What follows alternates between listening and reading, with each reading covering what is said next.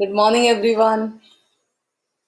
Yes, today the class is little early. Good morning. All of you smile. Very big smile. Everybody. Yeah? Have you smiled? Good morning, everybody. Hope you have logged on. As I told yesterday, I'm starting the class little bit earlier. All right? Yeah, good morning. Good morning, Yashaswini. Now, see, first of all, see, this slide I have not forwarded. I'll forward it soon. First of all, I want to tell you something about. I want to today talk about WTO, World Trade Organization. Good morning, everybody. Yes, yes, I got the smiles. Yes, Ashwini. Yes, um, I'll concentrate. Hope you are all happy, healthy, staying at home. Let's break the chain all. Yeah, Yamma. I'll start now. See, today I want to talk to you about the WTO, World Trade Organization. Now, when I talk to you about WTO, it becomes necessary for me to go on and tell you why international business and international trade is important in today's world. First one, first is that it makes use of abundant raw materials. See, Hexler-Ohlin theory, like I taught you a couple of days ago, talks about the abundance of raw material, certain kind of raw material in certain countries. For example, if you look at oil, the Gulf countries like Qatar, Oman, Kuwait, Saudi Arabia, UAE, all these countries have an abundance of oil, whereas others don't. So this oil will be shared by others. Metals and fish in Iceland. Okay, the Congo and other many African countries have diamonds.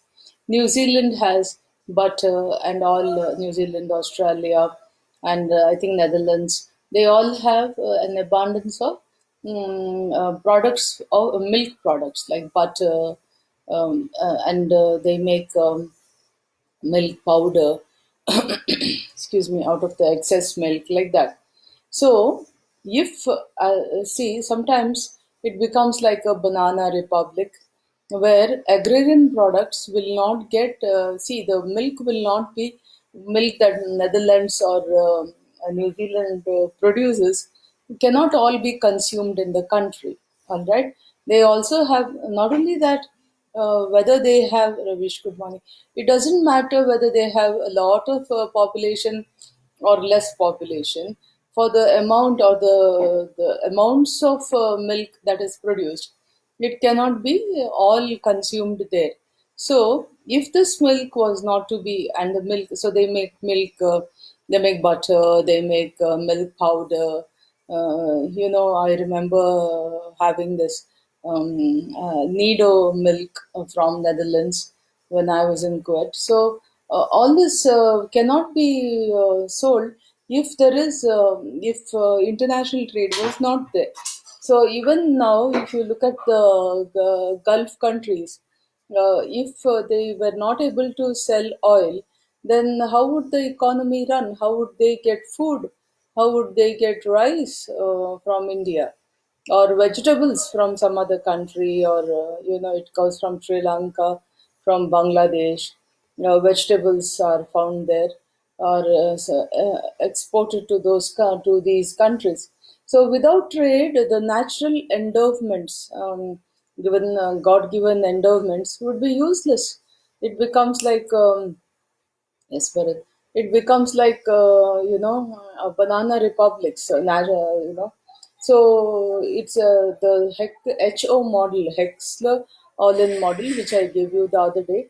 States countries will specialize in producing and exporting goods which use abundant local farmers. Okay, countries will import those goods whose resources are scarce. Kishan, good morning.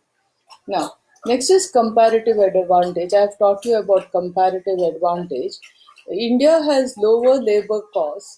It will have a comparative advantage in labor intensive production, like call centers, manufacturer of clothing, shoes, etc.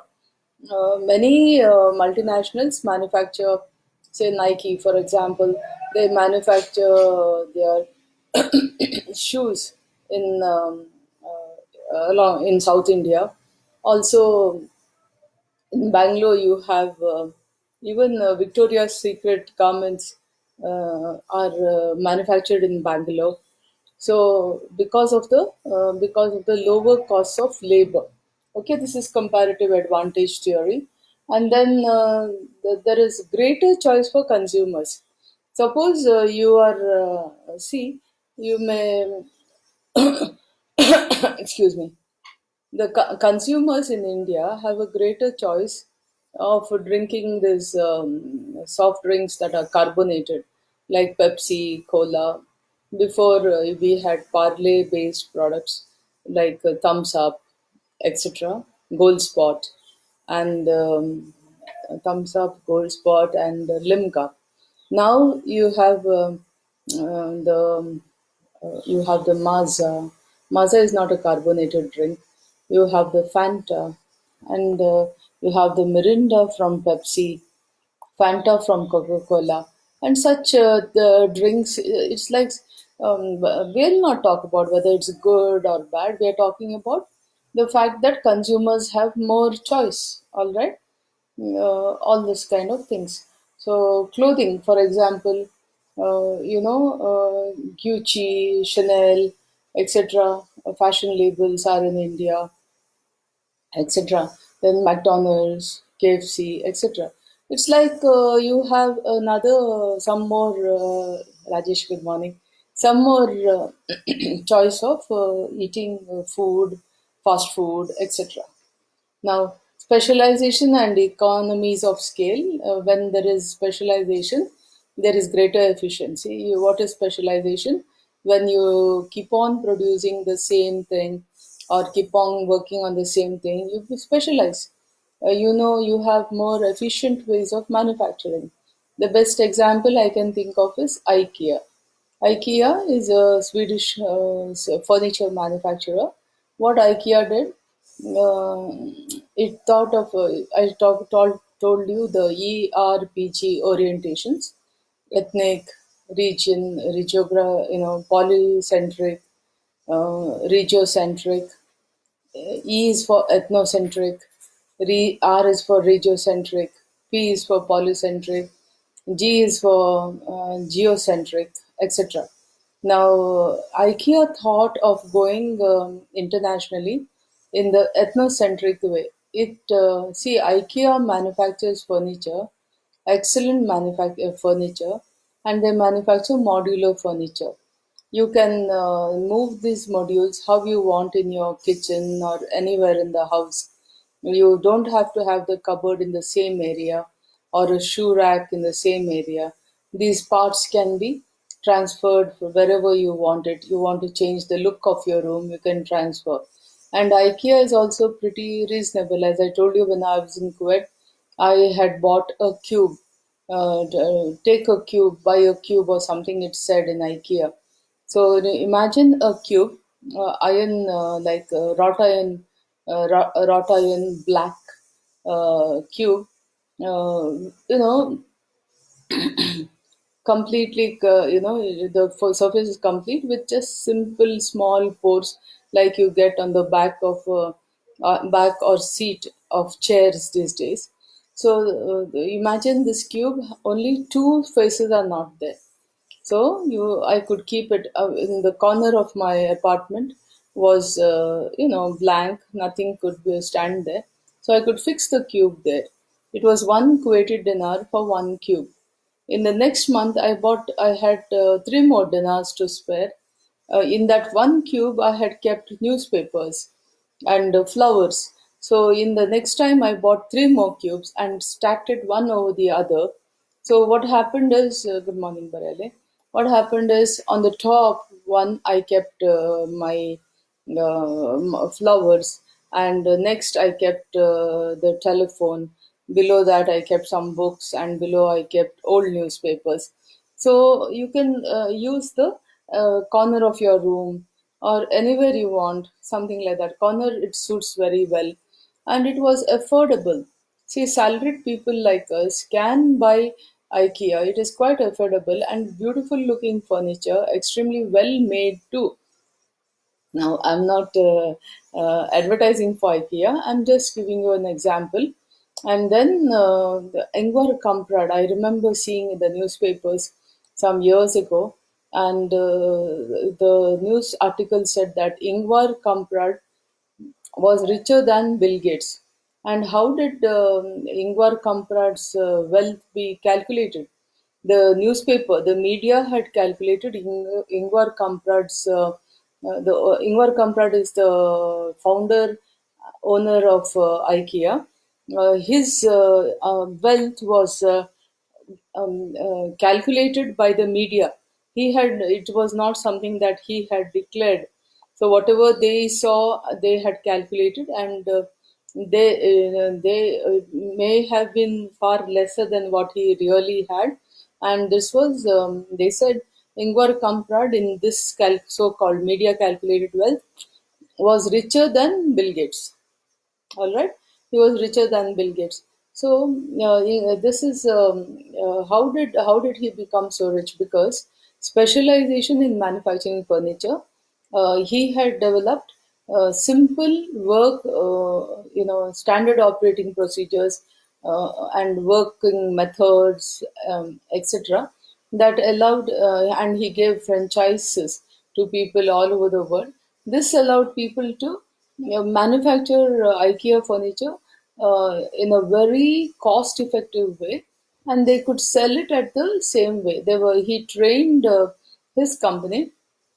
IKEA trained people, whoever took his franchise, to manufacture furniture in a cost effective way. Is that okay? Okay, so Apple designs their computers in the US but contract the production to Asian factories.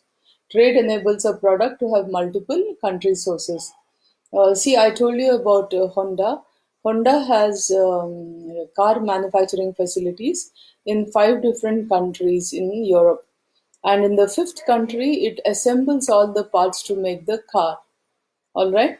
So this is some kind of strategy, to have a presence in more than one country. At the same time, European Union facilities are in all the countries. All right. So there it is. Service sector trade also happens in insurance, IT services, and banking. Then international business leads to global growth and economic development. Now, why is a regulatory body necessary for international business? Is a natural sequence to what I'm telling. So I thought of telling a little bit about this first. I will send you this slide. I haven't sent you this slide. There are only about 6 slides here. Now, please go to the WTO slide. Now, yesterday, I see whenever I do the WTO and the World Bank, I prefer to go into their websites and download the latest information. So this WTO slides are from whatever information I've got are from the WTO website.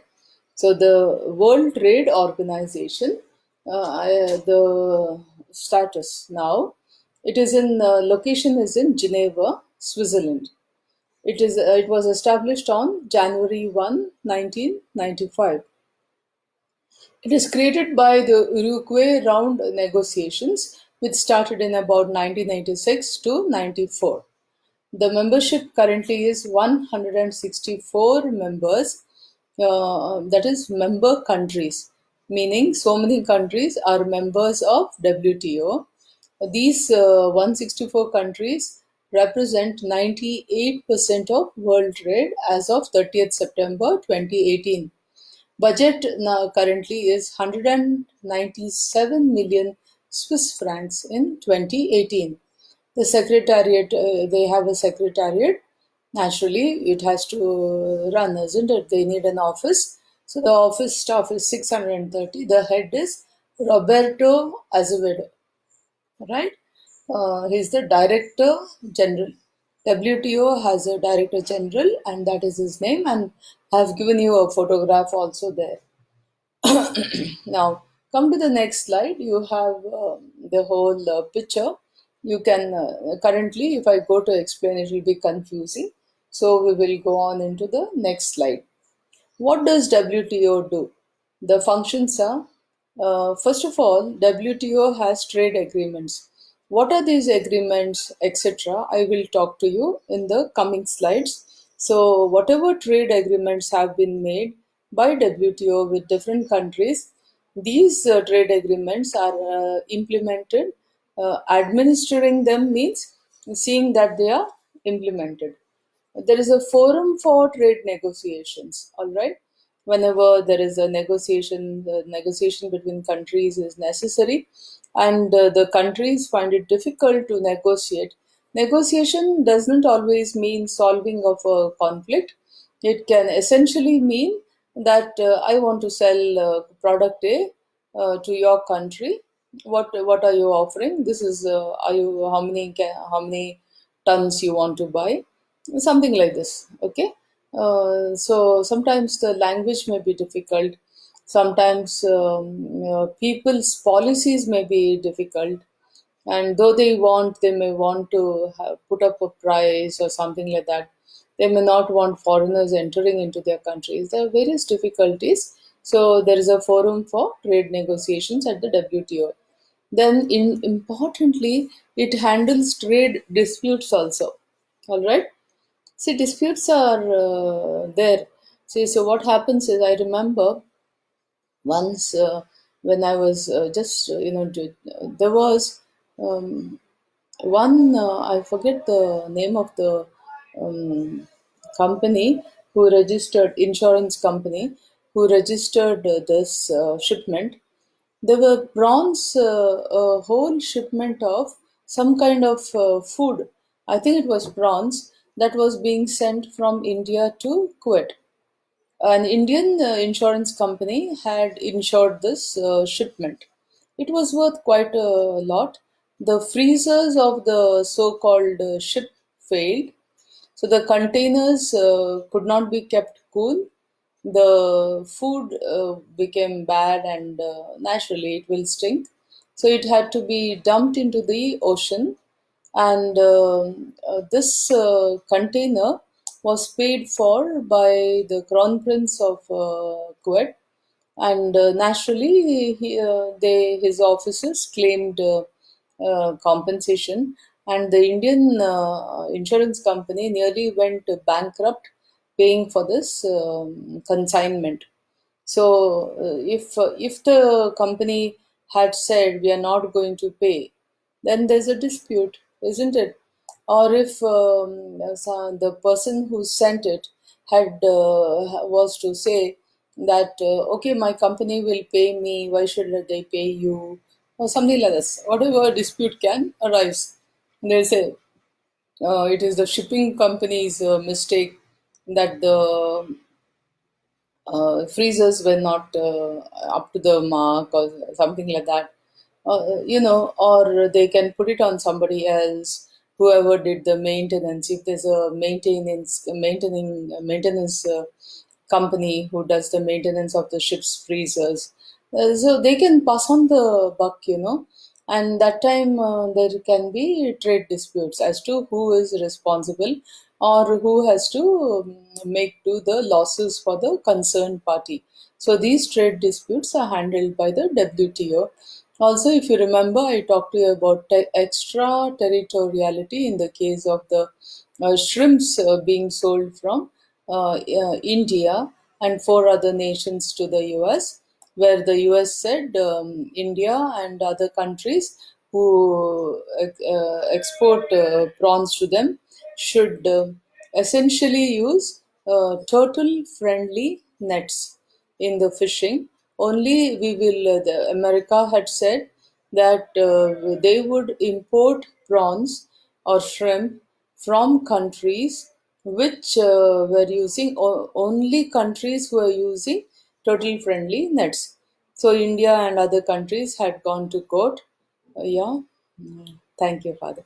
So had gone to court, and they had said that see, you cannot dictate terms. As I told you, India's borders, there are 200 this thing miles, nautical miles. It belongs to India. So what we do in our waters is not your concern. So they won the case.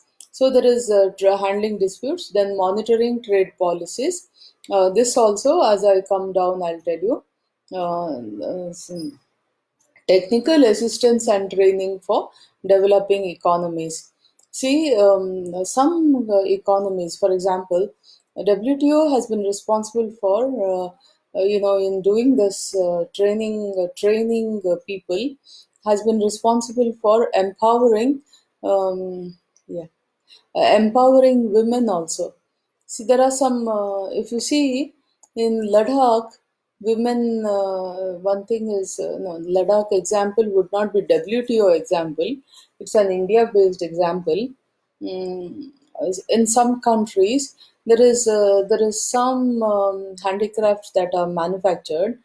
I'm basically talking about African countries. Their WTO helps them to develop this trade and to sell it internationally. So this is also this, and technical assistance also is given.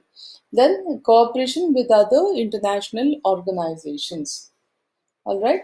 Now we come to trade negotiations. See, I cannot remember everything because these are some points with statistics. So I look at your slide. The World Trade Organizations came into being in 1995. It is one of the youngest international organization. It is a takeoff from GATT, General Agreement on Tariffs and Trade. So while the multilateral trading system was originally set up under the GATT is 70 years old. Now, for the World Bank and the WTO, I have to say something. Now, see, during the First World War, a lot of lives were lost. Now, international economy came to a standstill. Why?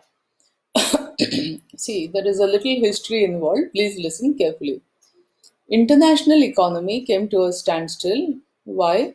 Because most of all the countries who were fighting the war stopped most of their production in other industrial products and instructed the major companies under them to stop all production and produce only arms, ammunition, and this thing, fighter planes, etc., fighter planes, tanks, etc., to manufacture that for the sake of the war. So even agriculture did not happen. All right.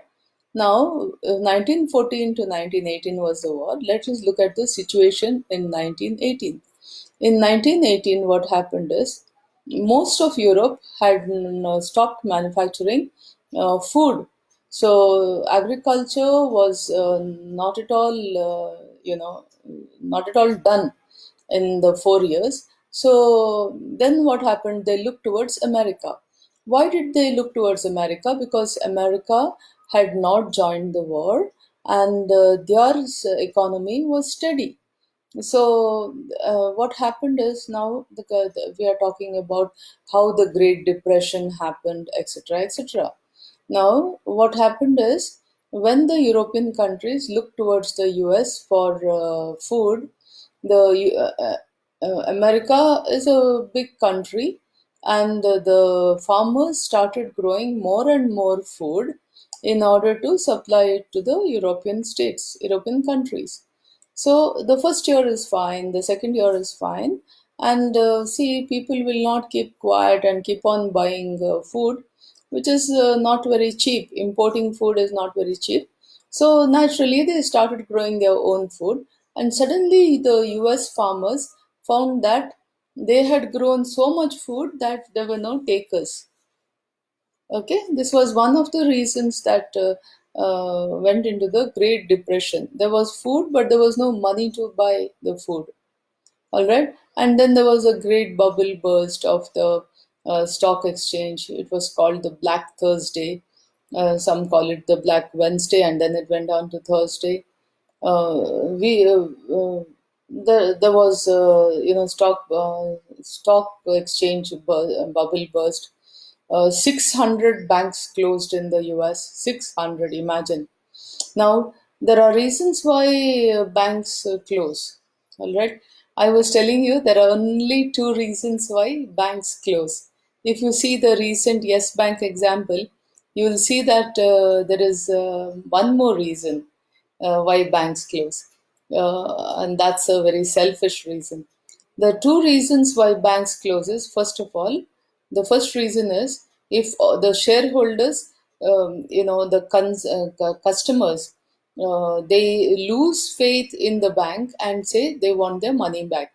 If people say we want their money, we want our money back, the bank will have no money for transaction, etc., and that's why the bank will fail. All right, Sharath, good morning. And the second reason why they can fail is, see, when Mr. A deposits 1 lakh in the bank will tell him, I'll give you 5% interest.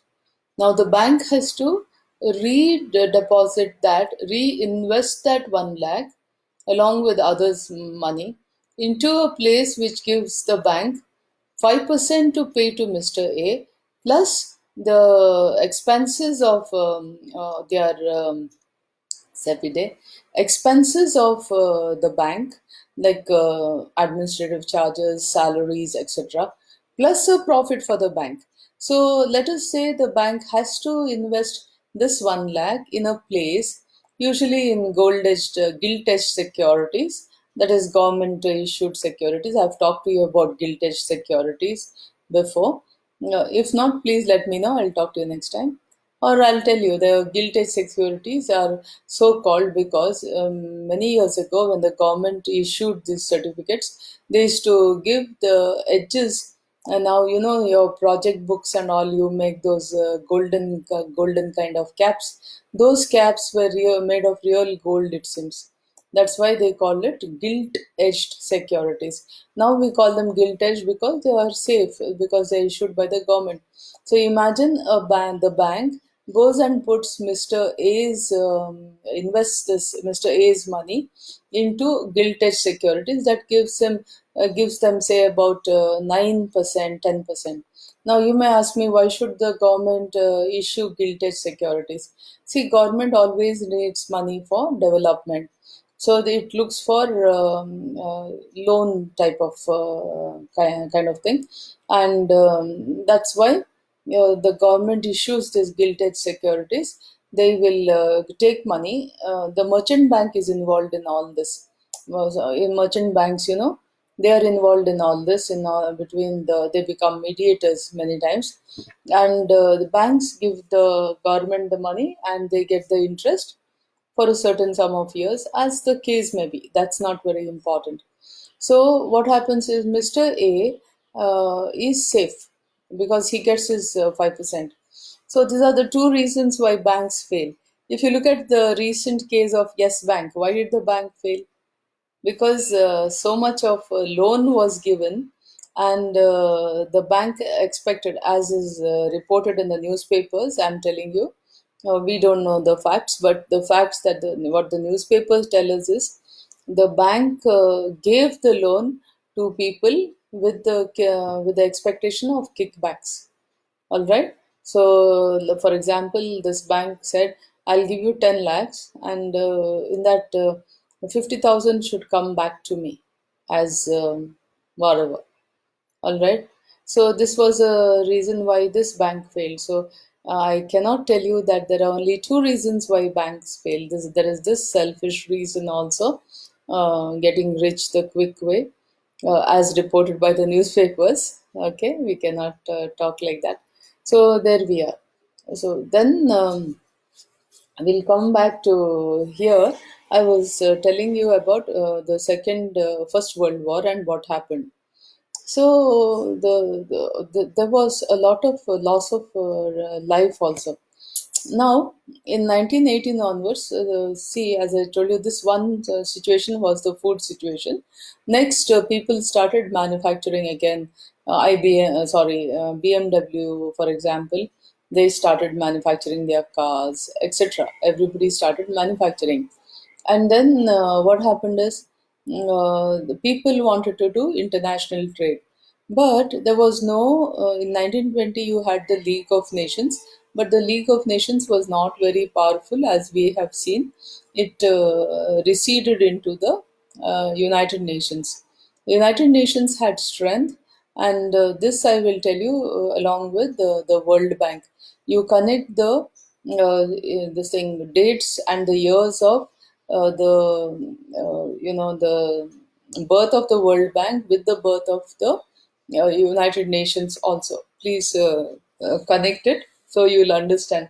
So in 1920, etc., what happened is, before the League of Nations was started, because what happened between 1918 and 1920 in history was like this. See, people did do international trade, but it was not regulated. There was no common exchange. Okay, the Bank of England used to exchange, and Bank of the sterling pound was very strong. The Bank of England used to exchange. But what happened is there was so much pressure on the Bank of England that suddenly one day it said, sorry, can't do. And before that, before in 1875, 1880, it was the gold standard. You know what is the gold standard. So this exchange rate was very difficult to this thing peg, and countries played beggar thy neighbor policies. Suppose country A was buying, say, toothpaste from country B. Toothpaste is my favorite example, easy to remember. Say country A was buying toothpaste from country B at rupees 20 for 100 grams. Now, what happens is country C will go and tell country A, why you buying at 20? I'll give you, since you're buying so much, huge tons, I'll give you for 19 rupees. All right. So A will say, why should I buy from B? I will buy from C. And it starts buying from C. That time country D or country B will come and say, yeah, why should that country C sell it for 19? I can sell it for 18. So there are two countries or one country offering for 18 and one country for 17 and 16 and 15. So what happens? Country A will have, is spoiled for choice. So it will start making its own demands, all right, which isn't very good. Whereas B, C, and D are losing. They cannot afford to give it at 15, but all three of them are offering the 100 grams for 15, which was 20 before. So what happens in the bargain? Everyone is beggar and no one has trade now, right? So this was what was happening. So the League of Nations was started. Then, but the League of Nations was not very effective, as you know.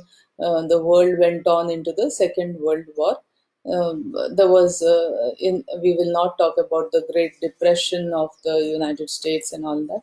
What happened in the United States? If you wish me, I can tell you what happened in the class. All right. Now, you ask me, I'll let you know. Or if you want me to talk about it, I will talk to you in one of the next classes. Please let me know. But that will be not really international business. So once I finish my syllabus, if you wish to know, I can tell you all about the gold standard. I'll come back and talk to you about the gold standard, the foreign exchange, etc. when I do the international financial management topic, which I'm going to do very soon. Once I finish this, there's a sequence to which I'm going. Okay. Now let's go on and talk about where we. Yeah, yeah. I was talking to you about, yeah. So here we are. The GATT came in, and yeah. Then next, go to the next slide. The system was developed through a series of trade negotiations or rounds held under the GATT. All right. Then later on, what happened? These negotiations, GATT and all, was not powerful enough. So from 1986 to 1994, there were talks, and these talks resulted in the United this one WTO. So the some kind of I told you what are the functions. Let's talk about the functions. Uh, See, there are some there are ministerial meetings in the WTO, and these ministerial meetings decide very. There are some decisive actions taken by the ministerial councils. In 2000, there were talks on agriculture and services. If you remember, I think our Minister of State, Dayanidhi Maran, was represented. Uh, Dayanidhi Maran, I'm forgetting his first name, Mr. Maran. He was India's representative in Doha. So WTO has rules on non-agricultural tariffs, trade and environment, anti-dumping and subsidiaries, trade facilitation, etc., etc. See, my job is to tell you what you cannot know, so give you extra knowledge about these general ministerial conferences, etc. You can just read. I've given you sufficient this one. A revised government procurement agreement was adopted at the WTO's eighth ministerial conference in 2011, expanded the coverage of the original agreement by an estimated 100 billion US dollars a year. So you have the ninth one in Bali in 2013, where trade facilitation and slashing of red tapeism across borders was done. What do you mean by red tapeism? See, this is a very cute thing. See, red tapeism means when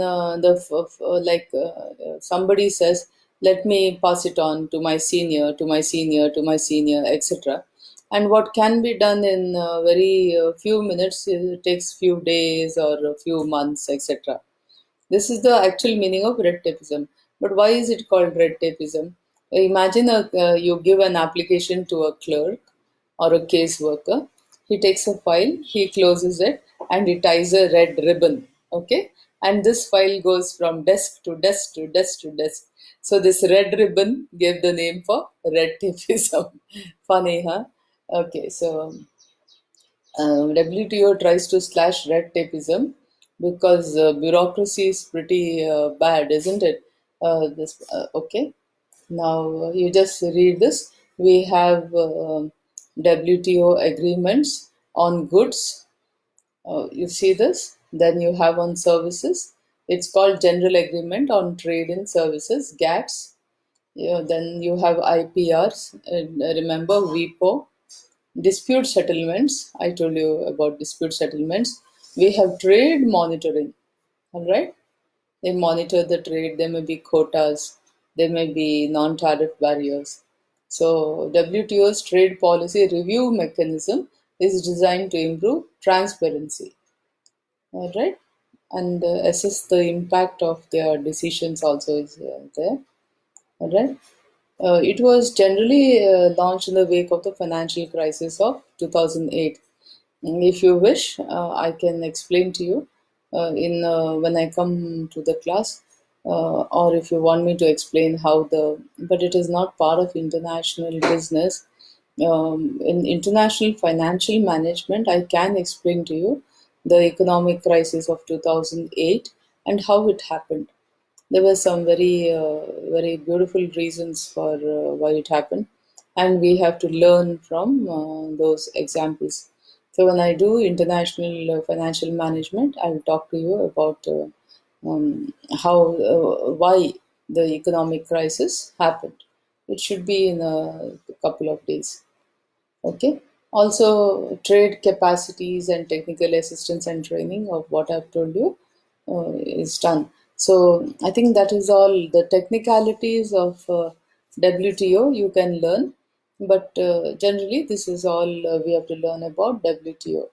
Do you think I have time, class, for talking about World Bank? Open the slide of World Bank,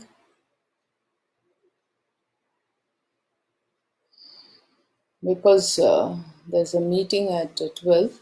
I have to teach the juniors as well. Now, look at the World Bank. I have also taken material for World Bank, new slides I create every year, and I've taken it from the World Bank group. All right, and the World Bank website has been updated on January 24, 2020. See, World Bank is an international organization, naturally, that helps emerging market countries to reduce poverty. All right, World Bank is aimed at emerging countries to reduce poverty. Ending extreme poverty is its goal. It says that if you look at World Bank website, World Bank wants no more than 3% of people to live on 1.9 American dollar a day or less by 2030. It says by 2030, no less than 3% of the people should have at least $2 a day. Its second goal is to, by 2030, second goal is to promote shared prosperity. There shouldn't be prosperity on one side and poverty on the other. So whatever prosperity is there, it has to be shared. It wants to improve the incomes of the bottom 40% of the population in each country. Since 1947, that's when the World Bank started, in around 1945, 1947. The World Bank has funded more than 12,000 projects. 12,000 big. It's not a bank in the conventional sense of the word. Remember, World Bank. It consists of two organizations, the IFC and the IBRD. IFC is the International Finance Corporation. Wait, wait. Wait. I made a mistake. It is IDA and IBRD. All right. The World Bank consists of two organizations, IBRD and IDA. Okay. IBRD is the International Bank for Reconstruction and Development, where it provides loans, credits, and grants. The second is the International Development Organization. This is famous for giving soft loans to low income countries. I repeat, the World Bank as itself is not a World Bank, is not a bank. It has two components.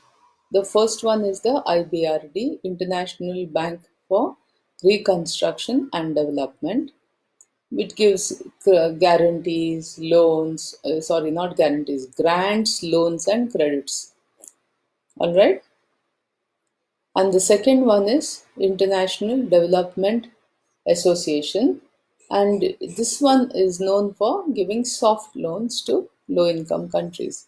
What do you mean by soft loans? Loans that need not be paid back, actually, if you're talking about practically. All right. This is how it goes on. So the World Bank also, see, Masood, this is your answer. The World Bank also works closely with three other organizations: the IFC, which provides advice and investment advice and asset management to companies and governments. Next, the MIGA, Multinational Investment Guarantee Agency. It provides international insurance. And ICSID, that is International Center for the Settlement of Investment Disputes. The bank's 189 member countries share the ownership, where the United States has a controlling voting interest. How? See, with every bit of money that you give to contribute, see, the members can give your contribution. All right? Suppose India gives 20 units. Imagine a country like France gives 35 units. So America has the controlling interest. So imagine America has given 100, 100 of these units. So these units, financial units contributed by the countries, member countries, are the basic funding of the bank. All right. Also, the number of financial units you give determines your voting power. If India, as I said, has given 20, India has 20 votes. If France has 35, France has 35 votes. We are saying here US has the controlling power. See, with the example I've given, US has 100 units, so 100 votes it has got. Do you understand? So class, I think it is 10:34. I today you have to excuse me. I cannot continue this class because I have to take the juniors class and be ready. Suppose their problem exceeds 1 hour, then I have to be ready. And today the class was like technical, and I don't want you to forget what you learned about the WTO. So you'll concentrate on the WTO. Tomorrow I will come back and I will talk to you all about the regulating institutions for world trade or for international business. All right. Yeah. I'm glad, Masood, I got your message. Good. Now, please, I have to say bye. And juniors, I'm coming on in 5 minutes. All right. Keep smiling, everybody. What kind of smile?